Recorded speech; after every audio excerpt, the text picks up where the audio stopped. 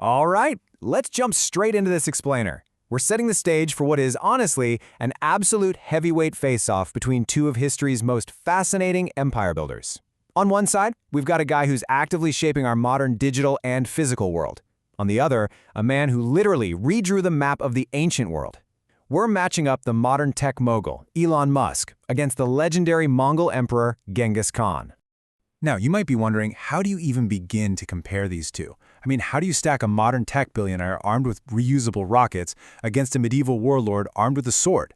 It's a massive challenge. We're trying to compare a guy whose wealth is completely tied up in the modern stock market, usually fluctuating somewhere between $200 and $300 billion, to a historical conqueror whose wealth was basically half the known world. But as we'll see, when you really dig into the data, their methods, and their overall goals, the parallels between them are actually kind of uncanny. Let's look at the raw numbers. At his absolute peak, Elon Musk's verified wealth hit an astonishing $800 billion. But, and this is a big but, he is famously what you'd call cash poor, right? That fortune isn't just sitting in a checking account somewhere. It's tied directly to the stock value of his companies, mainly Tesla and SpaceX. So it's liquid, sure, but it is highly volatile depending on what the market is doing that day. Okay, now brace yourselves for this one. Genghis Khan's historical wealth. It's estimated at a staggering $120 trillion. Trillion with a T, because his wealth was entirely tied to land and the physical resources of the largest contiguous empire in human history. It's virtually incalculable, but financial historians generally place it right there in the trillions. To really wrap your head around that, $120 trillion completely eclipses the entire GDP of the modern world, which sits right around $90 trillion. It's just mind-boggling. Okay, let's move into round one. Two very different empires. So how exactly do you measure a corporate conglomerate against a sovereign dynasty?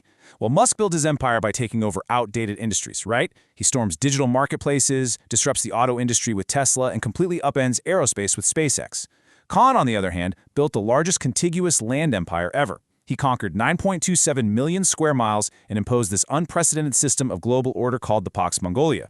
That system is what made the legendary Silk Road trade route safe and highly lucrative. Which brings us to round two, counting the trillions.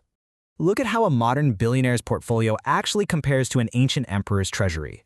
This just perfectly captures the sheer scale shock we're talking about here. Musk's massive, record-breaking fortune, the kind of wealth that makes global headlines today, it barely even registers. It's just a tiny sliver next to Khan's bar on this chart. 800 billion next to 120 trillion. It kind of forces you to redefine what the word wealth even means, doesn't it? Just take a look at Khan's itemized receipt here. Unlike modern billionaires whose net worth can literally shift based on a single tweet, the Mongol emperor held massive amounts of hard, physical assets. We are talking $90 trillion in conquered land alone. Then add $11 trillion in physical gold, $1 trillion in precious diamonds. He even owned 270,000 war horses, which, by the way, would be valued at over $13 billion today.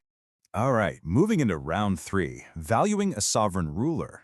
Now, translating ancient conquests into modern dollars requires a very specific framework. You can't just bust out a standard calculator for a guy who basically owned half of Asia. To accurately measure this level of supreme historical power, financial analysts actually use something called the SAVE model. That stands for Sovereign Asset Valuation Engine. The whole premise here is that a sovereign's true wealth wasn't just the gold locked away in some vault. It was the ongoing tax, the tribute, and the massive trade value of their entire population. Essentially, it treats the empire like a massive corporation, and the ruler is the CEO and majority owner. It calculates this operating value through four pretty straightforward steps. First, it takes the total population and multiplies that by their economic base. Then, it factors in the velocity of trade, so think about all that heavy economic activity along the Silk Road. And finally, it calculates the extraction margin, which is basically just the tax rate. It literally treats historical citizens and trade routes as recurring corporate revenues. But here's where it gets really ironic. Despite controlling up to 60 million people, Khan's actual extraction margin, his take, so to speak, was surprisingly lower than a lot of other historical rulers. Why? Because the Mongol Empire was, at its core, a military operation. They often left conquered lands without much deep administrative infrastructure. Plus, his soldiers were strictly banned from taking personal loot. They shared the spoils. So, as the source points out, Khan was effectively a high-revenue but low-margin conglomerate. Let's jump to round four, tactics of conquest. It is absolutely fascinating to see how similarly these two operate when they're expanding their territories, even though they lived centuries apart. I mean, before true innovation comes destruction, right? And both of these leaders follow that philosophy to a T. They are the ultimate destroyers of the status quo. They don't just gently enter a market or a new territory. They kick the doors down. Whether dismantling ancient feudal systems or legacy automakers, they completely rewrite the rules and leave absolute chaos in their wake as they shatter the old world to build their new one. Just look at how they command their followers. Khan had fiercely loyal warriors who rode across Eurasia on horseback, highly disciplined and constantly absorbing the absolute best talent from every city they conquered.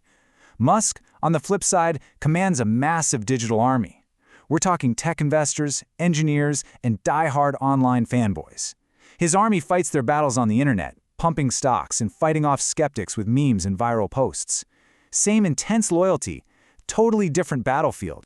And in what is honestly a pretty hilarious comedic contrast, both of them ensure that their massive bloodlines are going to be completely unforgettable. Khan went with historically weighty, terrifying ancient warlord names, right? Guys like Jochi and Chagatai. Musk took a slightly more, let's call it dystopian cyberpunk approach, naming his kids with literal futuristic math equations like XAI-12. Very different aesthetics, for sure, but it's that exact same drive to leave a highly distinct permanent legacy. All right, round 5, the unintentional environmentalists. Okay, this brings us to what is easily the most bizarre and kind of striking parallel in this whole explainer.